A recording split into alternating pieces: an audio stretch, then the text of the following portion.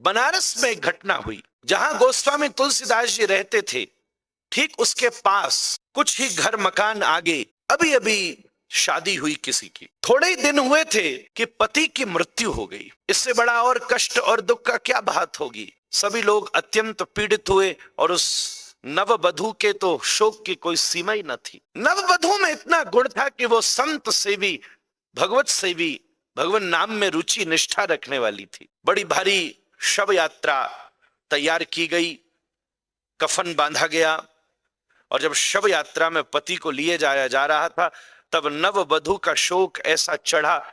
सामान्यतः भारतीय संस्कृति के अनुसार स्त्रियां घर तक ही रहती हैं, स्मशान तक जाने का विधान नहीं है। उसी प्रकार ऐसे ही सब करते थे, पर इसका बहुत ज्यादा आग्रह था तो ये भी शव यात्रा के पीछे पीछे पीछे पीछे चल दी। ये शव यात्रा गोस्वामी तुलसीदास जी जहां मकान में बैठे मानस लिखते थे, भजन करते थे, जिस कुटिया में, उसके सामने से गुजरी। सामने बैठे संत को देखकर उस महिला को विशेष भाव आ गया, नववधू को, और उसने दौड़ते हुए गोस्वामी तुलसीदास जी को प्रणाम किया। महात्मा ने उसकी तरफ देखा, गोसाई जी ने, उसके आंखों से आंसू बह रहे थे। नववधू का अभी तो मेहंदी भी नहीं पूछी थी और कहां पति की मृत्यु हो गई। बेटा तू बड़ी शोक में दिखती है, मैंने सुना है संतों में बड़ी ताकत है। तो मेरा पति मर गया, मैं उससे बहुत प्रेम करती थी, अभी अभी तो विवाह हुआ।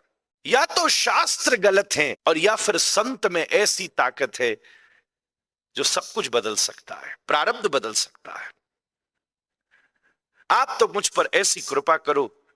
बार बार जब उसने ऐसी प्रार्थना की तो गोसाई जी ने कहा, मेरे पास तो कोई चमत्कार नहीं है बेटा, वैसे भी मेरा चमत्कार में कोई विश्वास नहीं है। सनातन धर्म उसको नहीं कहते जो चमत्कार दिखाता है, सनातन धर्म उसको कहते हैं जो समझदार बनाता है। आज चमत्कार की कमी नहीं है, समझदारों की कमी है। केले को अमरूद बना भी दिया तो क्या फर्क पड़ गया।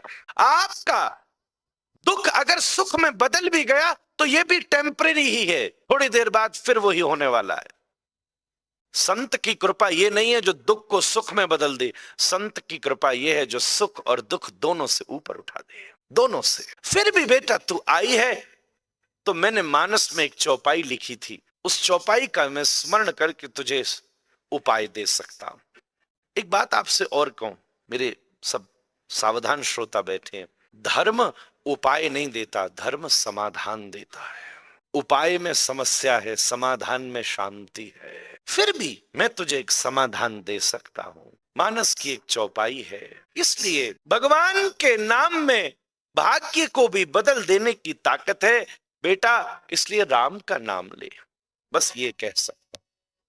संत वाणी में बल था और उसकी निष्ठा भी पूरी थी, दोनों चाहिए। सूरज पूरा निकल आया हो पर अगर तुमने पर्दे ही नहीं खोले तो कमरे का अंधेरा कैसे भागेगा।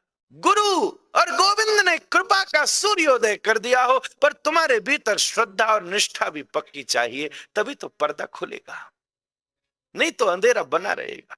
उठी मजीरा लेके और कीर्तन करने लगी, श्री राम नाम गुण गाने लगी, झूम पड़ी, पीड़ा आपदा विपदा सब दूर भई। आश्चर्य ये हुआ कि इतनी जोर जोर से कीर्तन करने लगी कि जो लोग खड़े थे उसके शव को लेकर आगे न बढ़ पाते तो खड़े खड़े थक गए तो शव नीचे रख दिया, ये झूम झूम कर कीर्तन करे। थोड़ी देर में उसका कफन कांपने लगा और जब रस्सी को खोल के देखा तो वो भी हाथ पकड़ के खड़ा हो गया और नाचने लगा। सबने आके तुलसीदास जी को प्रणाम किया, बाबा चमत्कारी है, सिद्ध है। गोसाई जी को इससे कोई मतलब नहीं, कितने मूर्ख हो भाई, कमाल राम के नाम का था। और मेरे से, मैं उस दिन कह रहा था ना, हाथी के ऊपर राजा बैठकर चलता है, हर चौराहे पर आरती उतरती है। हाथी सोचे मेरी आरती उतर रही है तो मूर्ख है, हाथी की नहीं, उसके ऊपर बैठे राजा की आरती उतर रही है। ये तो राम के नाम का प्रभाव। गोसाई जी को उस प्रतिष्ठा से कोई खबर नहीं, कोई लेना नहीं, वो तो अपनी मस्ती से अपने भजन में लगे थे। लोग आते थे, काफिले जा रहे थे, पर ये घटना इतनी बड़ी थी कि धीरे धीरे धीरे आग की तरह फैलती गई। एक कान दो कान मैदान चारों तरफ फैल गया कि काशी में एक महात्मा रहता है जिसने मरे हुए को भी जिंदा कर दिया।